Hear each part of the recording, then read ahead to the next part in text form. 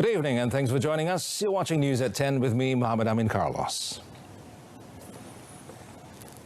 The Conditional Movement Control Order, CMCO in Klang, Selangor, which will take effect from midnight tonight, involves only areas in the Klang Mukim or sub-district. Senior Minister for Security Cluster, Dato Sri Ismail Sabri Yaakob, said the federal and Selangor governments were still working out the areas and localities to be covered by the order and would make an announcement once the details have been finalized. PKPB Klang itu adalah di Mukim Klang, iaitu tidak termasuk kapal yang juga berada di dalam daerah Klang. Jadi, walau mana pun kita sentiasa berhubung dengan pihak kerajaan negeri, MKN Negeri Selangor untuk melihat dengan lebih detail dari segi lokaliti dan sebagainya. Jika ada sebarang perubahan, saya akan umumkan. In a virtual press conference streamed live from his residence via the Defence Ministry Facebook page today, Dato Sri Ismail Sabri said it had also been agreed that Port Klang would operate as usual and economic activities were allowed to operate according to the stipulated times. As stipulated, wholesale markets will operate from 4 a.m. to 2 p.m., farmers' markets from 6 a.m. to 12 noon, and normal markets will operate from 6 a.m. to 2 p.m., while night markets are not allowed. Restaurants, food stalls and food shops, he said, can open but are limited from 6 a.m. to 10 p.m. and for drive-through, delivery and takeaways only. In a related development, the Selangor government will conduct targeted COVID-19 screening in areas in Klang district which will be placed under Conditional Movement Control Order, CMCO, beginning tomorrow. Menteri Besar Dato Sri Amiruddin Syari said that the state government will provide full cooperation to all federal government agencies involved to ensure that the well-being of the people is protected during this period. Well, in a statement today, he said for the coordination and standardization and of information, the National Security Council, MKN, under the federal government will announce the details of the implementation of CMCO in Klang.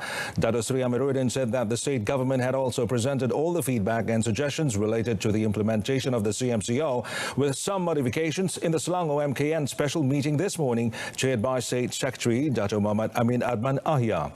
Apart from Klang, the federal government has also imposed a CMCO in the areas classified as red zones in Sandakan, Papar and Tuaran in Sabah, starting on the same date following the increase in COVID-19 positive cases in these areas. Yesterday, Senior Minister for Security Cluster, Dato Sri Ismail Sabri Yaakob, was reported to have said that the implementation was to curb the spread of the COVID-19 pandemic in the districts, besides enabling targeted case tracking activities to be carried out over a period of 14 days.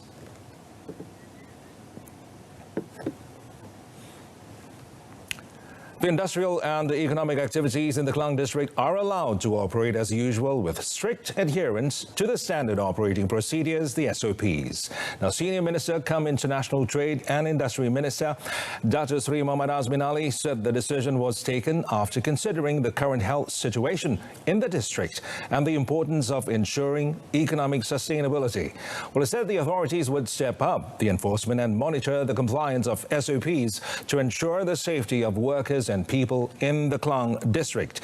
In a release statement after attending the 22nd special session of the National Security Council, the NSC, virtual meeting today, Dato Sri Muhammad Azmin Ali said the Ministry of International Trade and Industry, MITI, would like to remind that companies and related industries must comply with the SOPs, and failure to do so could result in immediate termination of operations and legal action against offenders in accordance with the laws and regulations. Well, it said the government's decision takes into account the need to balance the safety and health of the people, as well as to ensure the continuity of employment and economic development efforts, as well as no disruption of the supply chain such as logistics, transportation and food and beverages. Selangor contributes 24% to the country's gross domestic product, or GDP, and 30% of the country's manufacturing sector, and there are nearly 3.5 million workers in Selangor, which is 23.2% of the total labor force in the country.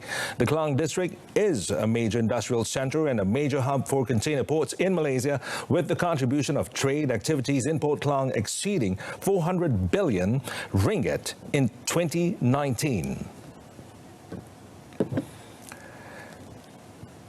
A policeman in Negeri Sembilan has tested positive for COVID-19 after returning from duty in the recent Sabah state election.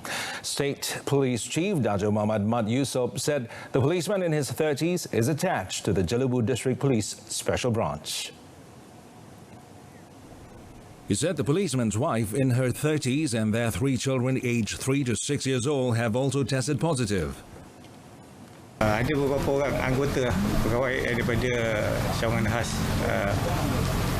Cuma setakat ini ada seorang yang dia telah diarahkan kuarantin di rumah lah, anggota di Jelebu. Itulah setakat ini hanya seorang pegawai yang terlibat. He added after being found positive, the policeman and his family were admitted to Hospital Rembau, which is a dedicated COVID hospital. Dato' Muhammad was speaking to reporters after a ceremony to mark 100 years of the Bengkalan Kempas Police Beat Base in Lingi. Yesterday, a new COVID-19 case was detected in Jima, Port Dickson, bringing the total number of positive cases in Negeri Sembilan to 1,063. Well, all states except Perlis recorded new positive COVID-19 cases today, bringing the total number of new cases to 375, including the emergence of 5 new clusters. Health Director General Tan Sri Dr. Noor Hisham Abdullah said of the total, 371 were local transmissions and the other 4 were imported cases, with the highest number recorded in Sabah at 271 cases. He also noted 5 new deaths today, all from Sabah, which is a red zone for the virus.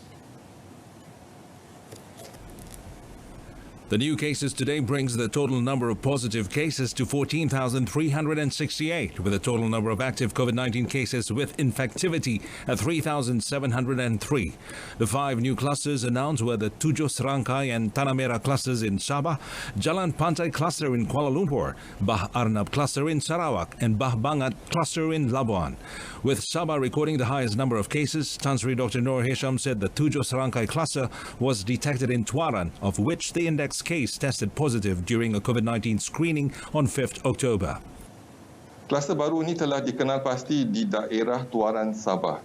Kes indeks bagi kluster ini iaitu kes ke 11,569 telah dikenal pasti positif COVID-19 hasil saringan bergejala pada 5 Oktober 2020 dan telah dimasukkan ke Hospital Queen Elizabeth. Saringan kontak rapat telah dijalankan dan mengenal pasti 22 kes positif COVID-19. Sehingga 8 Oktober 2020, jam 12.30 hari, sejumlah 325 individu telah disaring.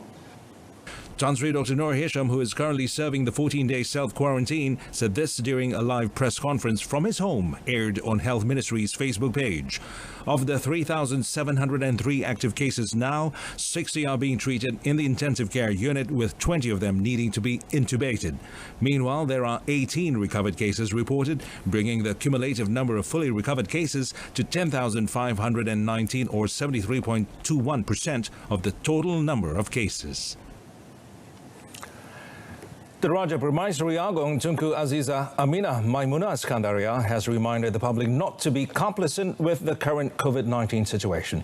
Well, Tunku Aziza, in expressing the young Dipertuan Agong Al Sultan Abdullah Riayatuddin Al Mustafa Billah Shah and her concern over the current COVID-19 situation, called on the people to play their part to stop the spread of the COVID-19 virus. Well, in a speech uploaded on the Istana Negara's official Facebook page today, Her Majesty said COVID-19 infections are making a comeback in Malaysia, with a sharp spike in cases over the past 2 or 3 days. As such, Her Majesty reminded the Rakyat not to rest on their laurels, as everyone plays an important role in helping to prevent further spread of COVID-19. Tunku Aziza added that the COVID-19 pandemic had made it difficult for children to attend school, and the closure of schools had disrupted the education and school system.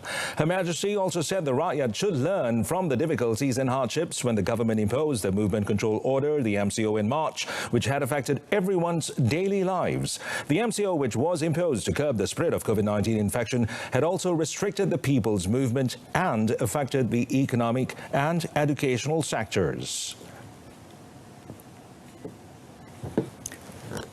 The Malaysian Maritime Enforcement Agency, MMEA, Kelantan Director, Maritime Captain Muhammad Nur Sham Azmawi Yaakob said MMEA had seized 230,000 litres of diesel and 2 boats valued at 2.39 million ringgit believed to belong to Thai nationals yesterday after they were intercepted about 110 nautical miles from the Tok Bali estuary just before noon.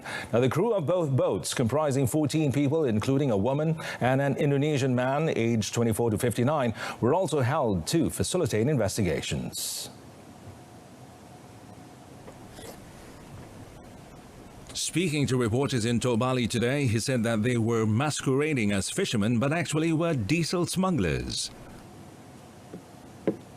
Untuk modus operandi, kapal-kapal ini dilihat menyamar sebagai bot nelayan dan juga bot butter trade, ya, bot butter trade. Jadi mereka sebenarnya membawa minyak diesel.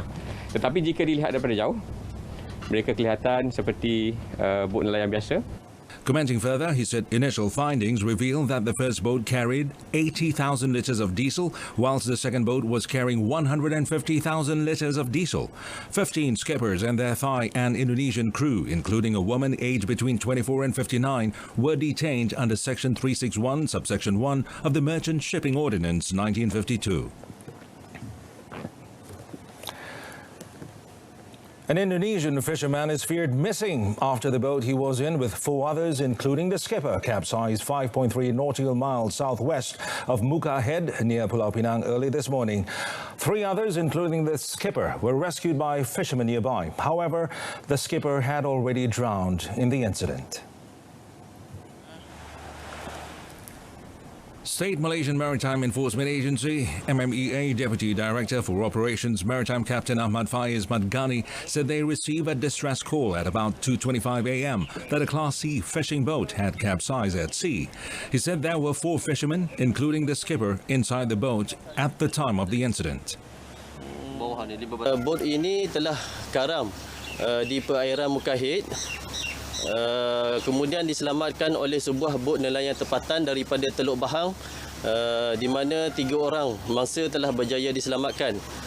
Namun demikian, salah seorang mangsa yang diselamatkan iaitu Tekong didapati telah meninggal dunia semasa perjalanan membawa mangsa ke Teluk Bahang.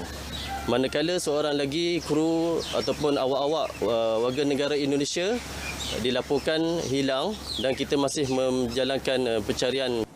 A search and rescue SAR operation had been activated by the Maritime Rescue Subcenter MRSC Langkawi soon after receiving the report.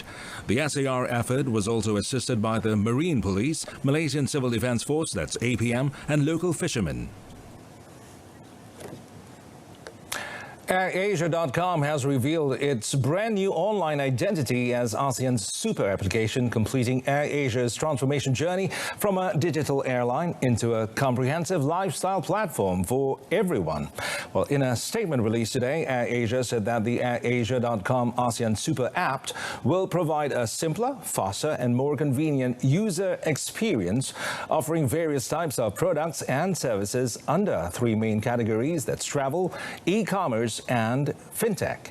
Well, commenting further on the matter, AirAsia.com Chief Executive Officer Karen Chan said the app is a testimony to AirAsia's continuous innovation culture and its drive to deliver value to customers. She said that in this new post-COVID-19 era, the airline carrier understands customers' need for travel flexibility and therefore launched the uniquely innovative AirAsia Unlimited Pass, which is a buy now, fly later model, which has now become a blueprint and trendsetter for other carriers.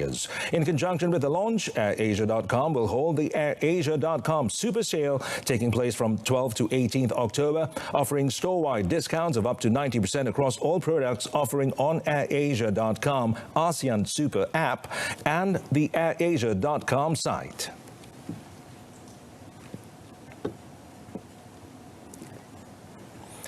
Well, a section of Broadcasting Institute Penyiaran dan Penerangan Tun Abdul Razak, or also known as IPTA, The building in Angkasapuri caught fire at about 3 p.m. this afternoon.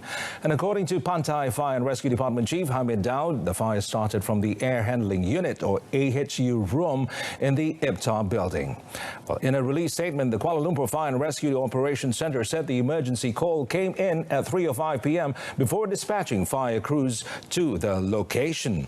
And 45 personnel from the Jalan Hang Tuah and Seputeh Fire and Rescue stations were immediately deployed. It's believed that the fire started in an area 20 by 20 square feet on the first floor of the building, of which the AHU room was entirely burnt. Fire was eventually brought under control at 3:39 p.m. and no injuries were reported. The operation ended at 4:27 p.m. and the cause of the fire will be investigated by the Fire and Rescue Forensics Unit. Well, firstly, all facility operators, event organizers and sports enthusiasts are reminded to continue complying with the standard operating procedures on sports and recreational activities set by the National Security Council, the MKN, following the recent increase in COVID-19 cases in the country. In a posting on his Facebook page recently, Youth and Sports Minister Datuk Seri Rizal Merican Naina Merican said it was so that all parties could participate in sports in a safe and pandemic-free environment. He also suggested that those in the districts placed under the Conditional Movement Control Order, CMCO, namely Kota Kinabalu, Penampang and Putatan in Sabah, to cancel all sports and recreational activities and events during the CMCO period.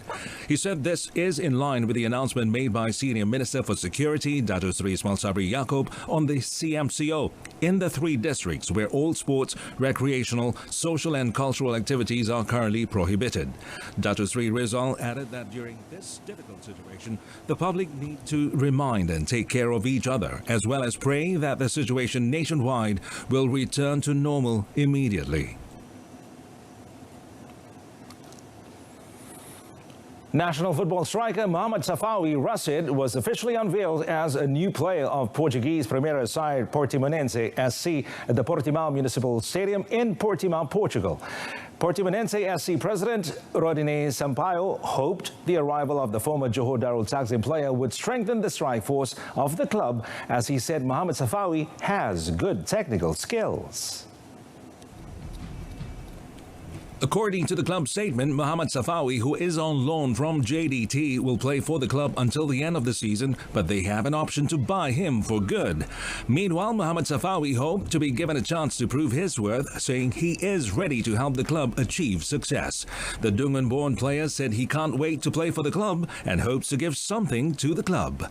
He added that many players use this club as a stepping stone to join other big clubs such as Shoya Nakajima, who later joined Porto, and Brazilian Bruno Tabata to Sporting Lisbon, and he is here to show what he can do for the club. Safawi will be wearing the number 29 jersey. And that concludes this evening's news at 10. In our top story, Selangor government to conduct targeted COVID-19 screening in Klang. Join us again at 12:30 tomorrow afternoon. I'm Mohammed Amin Carlos. Stay tuned to Saluran Berita RTM and have a pleasant evening. Take care.